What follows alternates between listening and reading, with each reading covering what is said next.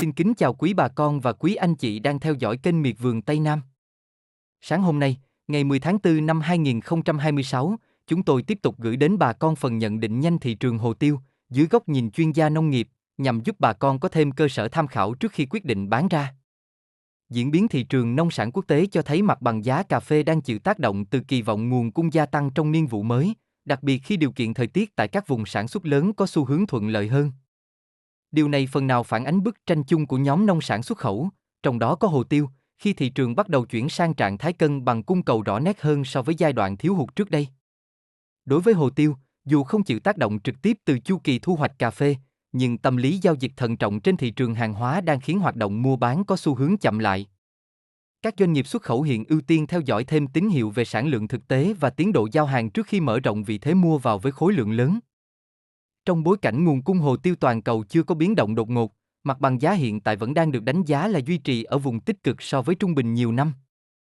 Điều này cho thấy nền tảng cung cầu của ngành hồ tiêu vẫn tương đối ổn định, chưa xuất hiện áp lực dư cung kéo dài như một số mặt hàng nông sản khác. Bên cạnh đó, chi phí sản xuất, logistics và xu hướng tích trữ hàng hóa của các nhà nhập khẩu vẫn đang đóng vai trò hỗ trợ cho giá tiêu duy trì ở mức cao. Tuy nhiên, thị trường đang bước vào giai đoạn điều chỉnh mang tính kỹ thuật sau chuỗi tăng trước đó, khiến biên độ dao động giá có thể thu hẹp trong ngắn hạn. Dự báo trong thời gian tới, giá hồ tiêu nhiều khả năng tiếp tục biến động trong vùng ổn định khi thị trường chờ thêm tín hiệu rõ ràng từ nhu cầu nhập khẩu của các thị trường lớn. Nếu tiến độ xuất khẩu được cải thiện, khả năng hình thành nhịp tăng mới vẫn có thể xuất hiện trong các tháng tới. Sau đây em xin cập nhật chi tiết giá thu mua hồ tiêu trên thị trường thế giới, thị trường xuất khẩu của Việt Nam và thị trường trong nước tại một số khu vực trọng điểm của các địa phương, để bà con mình tham khảo, đưa ra quyết định giá bán vườn hồ tiêu của nhà mình nhé. Thị trường cà phê thế giới. Giá cà phê trên hai sàn quốc tế đồng loạt tăng trở lại sau nhịp giảm đầu tuần. Robusta London tăng nhẹ ở các kỳ hạn giao tháng 5 và tháng 7 năm 2026. Arabica New York tăng khá mạnh, phản ánh lực mua bù bán sau giai đoạn giảm sâu. Nguyên nhân biến động chủ yếu đến từ đồng tiền Brazil tăng giá khiến xuất khẩu chậm lại. Thị trường điều chỉnh sau khi giảm mạnh do kỳ vọng nguồn cung tăng.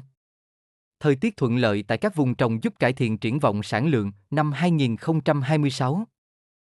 Một số tổ chức dự báo thị trường cà phê toàn cầu có thể chuyển dần sang trạng thái cân bằng hoặc dư cung nhẹ, ước tính thặng dư khoảng 8 đến 10 triệu bao Arabica.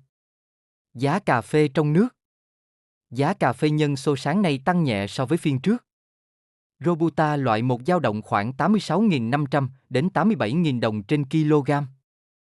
Mặt bằng giá phổ biến tại các địa phương khoảng 85.500 đến 86.000 đồng trên kg.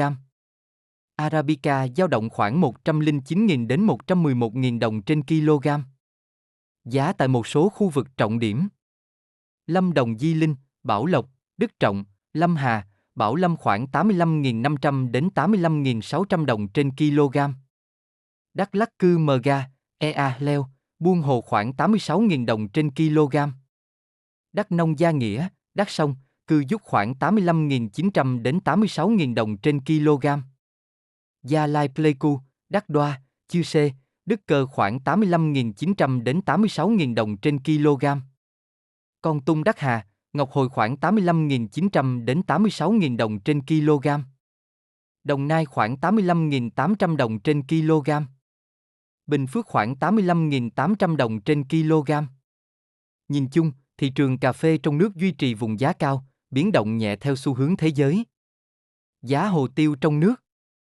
Giá hồ tiêu sáng nay dao động 134.000 đến 136.000 đồng trên kg tại các vùng trồng trọng điểm. Cụ thể theo khu vực. Gia Lai 135.000 đồng trên kg. Đắk Lắk 136.000 đồng trên kg. Đắk Nông 136.000 đồng trên kg. Lâm Đồng 134.000 đồng trên kg. Bà Rịa Vũng Tàu 135.000 đồng trên kg. Thành phố Hồ Chí Minh 135.000 đồng trên kg. Đồng Nai 135.000 đồng trên kg. Giá tiêu tiếp tục duy trì vùng cao, chênh lệch nhẹ giữa các địa phương. Thị trường cà phê thế giới đang bước vào giai đoạn điều chỉnh sau thời kỳ tăng mạnh, khi triển vọng sản lượng niên vụ năm 2026 được đánh giá khả quan hơn, góp phần làm gia tăng kỳ vọng nguồn cung trên phạm vi toàn cầu. Trong nước, giá cà phê vẫn giữ được sự ổn định tương đối nhờ nhu cầu xuất khẩu duy trì đều đặn, trong khi lượng hàng bán ra từ nông dân chưa tăng đột biến, giúp hạn chế áp lực giảm sâu trong ngắn hạn.